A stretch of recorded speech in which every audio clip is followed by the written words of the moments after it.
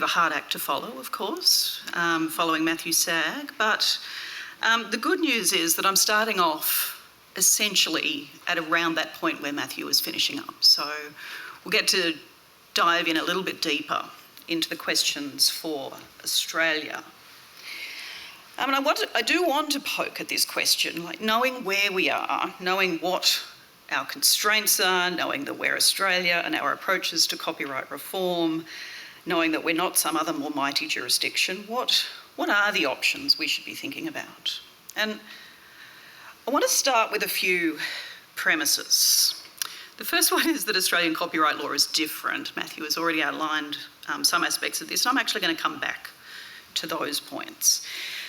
The second, more important point, let's take as a premise, building on Professor Sagg's comments, that there's actually enough room for debate about how precisely international principles of copyright law apply to AI and generative AI, that we do, as a jurisdiction, have room to make choices about how we want it to be applied and how we want it to be reformed. In other words, what we need to do is work out where we're trying to get to, not how exactly do we apply the rules as we've developed them in the cases in Australia to the situation that we are now in.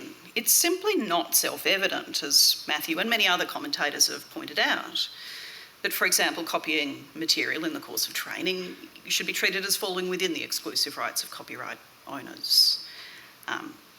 That's not the same as saying that we think it's fair and should totally happen and should happen without compensation, but perhaps it's not so much unfair because it's not because these are uncompensated copyright acts, but more it strikes us as being unfair in the same way that it isn't fair that Amazon could use data about what its human workers do to train robots and then sack all the workers. That's a different non-copyright sort of question. So there's a perfectly respectable argument that non-expressive copying of copyright content isn't something copyright owners should get to control. We know that's respectable because Matthew told us, but we also know it's respectable because the US courts have told us and because other jurisdictions have changed their law to reflect that. Now, the second part of this premise is that if we're looking for a desirable end state, that desirable end state has to involve both AI innovation in Australia, AI deployment in Australia, and human creators in thriving creative industries in Australia. That's the desirable end point, right? And the third premise is that we shouldn't, in this reform debate, be ignoring practical realities. We're not looking for doctrinal purity or theoretical purity. We need, in particular, to pay attention to what Australia's position in the world is, where the training's going to happen, i.e. not here. But, you know, what kind of AI-related activity is likely to occur in Australia and needs to occur in Australia, including the deployment and training of narrow AI, smaller models, and deployment and application and building on top of larger models. These are things we want to be happening in Australia. These are things that are happening in Australia, and it would be nice if these things could happen without a copyright sword of Damocles hanging over everyone all the time. And that's the risk of infringement. So they're my premises. That's where I'm starting from. Let's accept that for the moment, and let's also take another practical reality into account.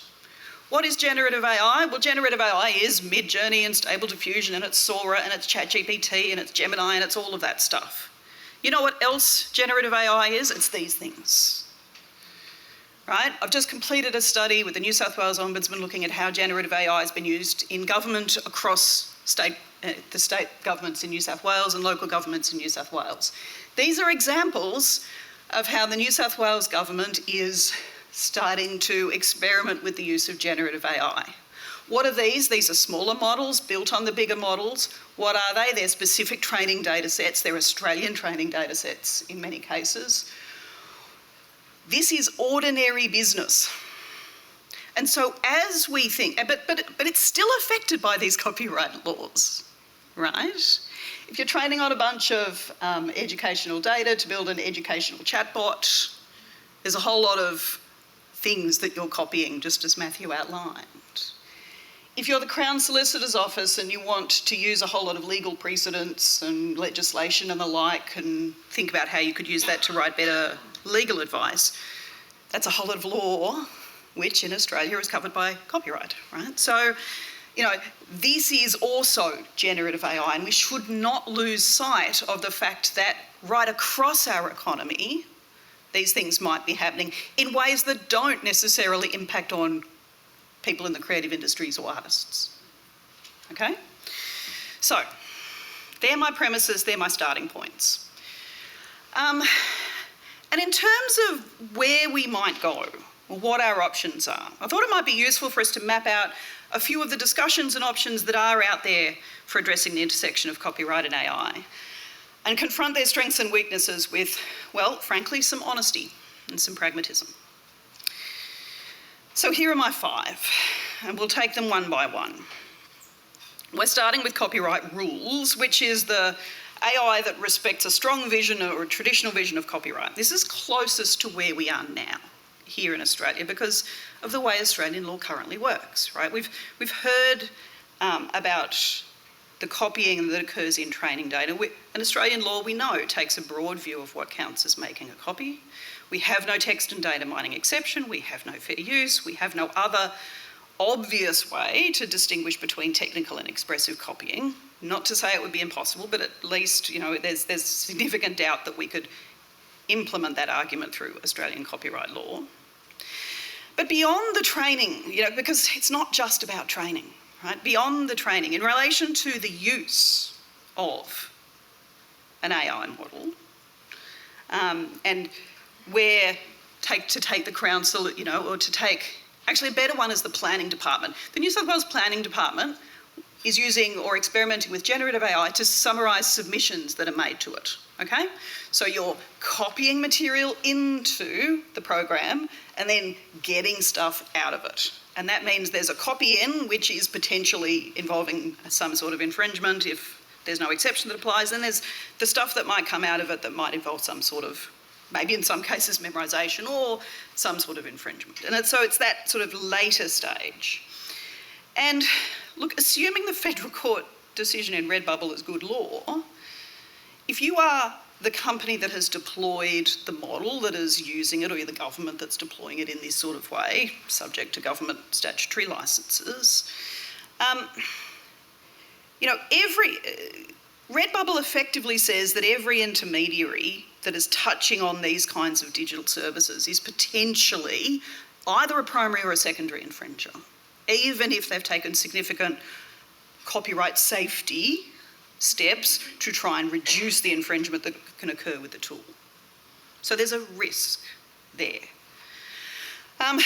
So what that means really, practically speaking, is if you want to develop or use AI, you better either own the stuff or you better license it or you better live with the shadow of potential liability. And we should be honest about the consequences of this. This means business, all kinds of business, banks, insurance companies, real estate agents are infringing all over the place when they're using AI. It means government having no idea whether, when it's training ChatEDU, it should be paying under the government licence or to whom. It means low-grade constant copyright background risk for many, many Australian businesses. What it doesn't mean is payment for creators and authors, because the training is either behind closed doors or it's going to be overseas, where you can train a model in a country that has enacted exceptions. Or another consequence potentially is we don't get that many Australian trained or Australian data models because of the risk, and that endangers a lot of other rights, because a model like that will get Australia and Australians wrong. So this is a lose-lose scenario. This is the do-nothing, lose-lose sort of Damocles option. Let's hope we don't stay here. Another option is the classic common law compromise, right? This is where we try to do what the common law in copyright tries to do often, which is kind of balance everyone's interests. On the input side, we might say, oh, we want to allow beneficial uses for training. Maybe sometimes there should be payment because it's using material, and maybe other times there shouldn't be payment because no one's really losing. So we sort of might try and frame some exceptions. For the deployers and users at the use stage or the output stage, As Matthew mentioned, we might think about safe harbours or conditional exceptions where you give protection to firms that have taken active steps to, active copyright safety steps. And I can recommend, again, Matthew's writing about the copyright safety framework for AI, where he goes through the various steps you can do to try and avoid models infringing. Now, it's easy to imagine this as a preferred Australian option that might come out of current consultations. It's we'll balance everyone's interest, everyone gets something, payment is a way out of the dilemma of why should people be able to use material that belongs to others. But I put it to you, while you can see the attraction of this classic compromise, it has numerous problems. At the most basic level, trying to do this is a recipe for a drawn-out battle royale where over a period of years we write extraordinarily complex rules drawing fine distinctions between people who should pay and people who shouldn't. Meanwhile, all the AI development is headed elsewhere because there are other countries with exceptions in terms of training. The rest of Australian business kind of ignores it all and just gets on with things with the sort of infringement hanging over its head. We get a little bit of litigation in the unfair competition space where one real estate company sues another real estate company because they've been training models on each other's stuff. As for the safe harbours idea, I don't know if Australia can create safe harbours to allow AI use. We haven't managed to develop safe harbours for search engines or user-generated sites or any of the other things that have been happening for the last 20 years. But also I'd be concerned, I'm being a bit nasty there, but I'd be concerned that the process of trying to develop new safe harbours will stall precisely because it will re-raise all those questions.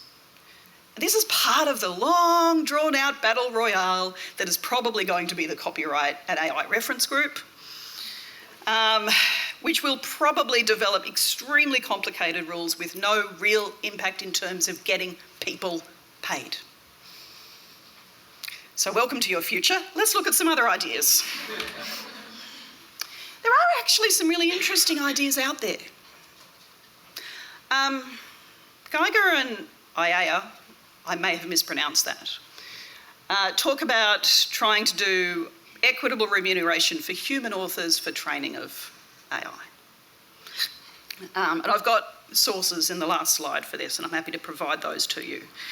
It's interesting. The idea is there should be a remunerated copyright limitation for human creators for the use of material in training. And it's based on a human rights conception that, authors have these fundamental rights and that the human creator is at the centre of the copyright system. And the idea is that you would have collective management organisations, collecting societies doing administration and redistribution with national bodies setting rates. I don't think I actually need to outline the problems with this. There's a lot of attraction to ensuring that creators can be remunerated. But, there's a couple of problems. One is, how do you do valuation? How do you do distribution? Which Matthew has already mentioned. A second problem is we don't have a history in Australia of statutory licences that just direct remuneration to human creators. Our collecting societies are significantly dominated by the publishers and the big owners. And I think it would be challenging to try and even propose this. So if we did get a statutory licence, it would be for everyone.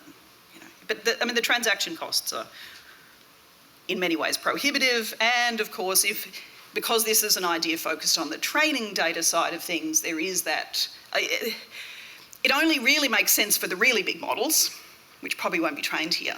For the smaller models, the chat edu type scenario, why are we doing a statutory licence? That should just be a licence, right? It should be dealt with between the relevant people if you're dealing with smaller, more bespoke data sets. Then there's Martin Senfleben.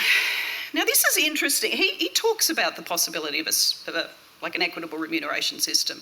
But actually he, for all of the practical reasons we've talked about, comes back to what about a lump sum levy?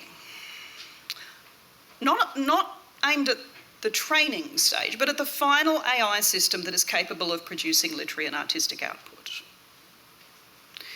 And this is very much focused on again, human creators, and compensating them for those substitution effects, for the fact that that those entry-level jobs are going and that some of those jobs might go. And it is focused, as you can see, only on certain AI systems. This is not narrow AI, and it's not even necessarily all generative AI. It's probably not chatbots. Right, so it's interesting because it's kind of focusing our attention on where the policy problem we might want to solve really is. It might be about human creators, and it might be about trying to deal with the substitution. But let's be honest, this is not copyright. This has very little. This has almost nothing to do with copyright. Right? This is outside. You know what this looks most like? The News Media Bargaining Code. Right? It's basically, let's get a lump sum type payment because we recognise that there's this displacement going on, and that displacement is resulting from a kind of exploitation of authors' works, right? There is a link. So it is possibly a good policy solution. It has nothing to do with copyright, and we wouldn't have to take it through the copyright system. That's an idea. So you could actually couple something like this with safe harbours, exceptions, exclusions, because it sits outside. The final person who I wanted to bring up who's thought about the copyright analysis for generative AI is Joshua Gans. Now, Joshua, of course, is an economist who is not a copyright specialist, but he's an interesting thinker. And he has this full economic analysis, and he kind of ends up distinguishing between small models and large models. And effectively, he says, for the small models with defined training data, the bespoke type stuff that perhaps is more likely here, you could just leave it to the market with access based on licensing. And he says, for the really large models, obviously you can't do licensing because the transaction costs are too huge. If we want, and remember the premise of all of this is we are trying to support creators and the AI industry. So he says it's important that the training should be allowed and allowed largely without restriction, and on copyright protected data, but copyright owners should perhaps be able to recover if they can show loss. Now, he's honest enough to say he has no idea how you would show loss or how you could value that. But again, what's interesting about it, it's not really a policy prescription like I imagine Attorney General's getting behind, but it's interesting because, again, it is focusing our attention on maybe what we want to solve as a loss question rather than a traditional copyright property rights approach. So that's our 5, right? And obviously this is not a complete survey of the environment, but there are 5 distinct ways of thinking about these questions, which I think kind of highlight and thinking through the costs and benefits and the practicalities and which bits work for Australia, I think is a worthwhile process that I've only really touched the surface of, and we could explore more in questions and in discussion over the course of the day. And I'll confess that in the end I'm painting a relatively bleak picture, in the sense that if our desire is to promote both creators and Australian AI industry and use of AI, a lot of the solutions out there do have real challenges. And those that seek to achieve a kind of compromise are likely to be the hardest fought, the longest process, and potentially the least satisfying in the end. And that's familiar to anyone in this room who's ever dealt with Australian copyright reform, unfortunately. Or anyone who's even looked at our Copyright Act, which is full of very, very detailed, entirely irrelevant compromises. So where to?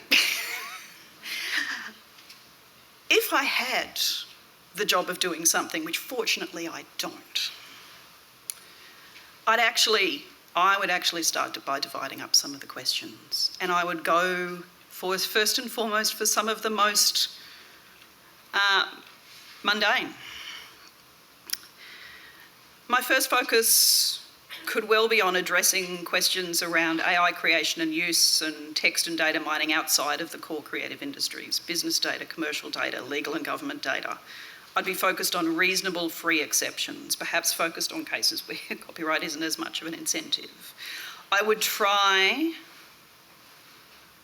and I would be seriously thinking about the text and data mining exception.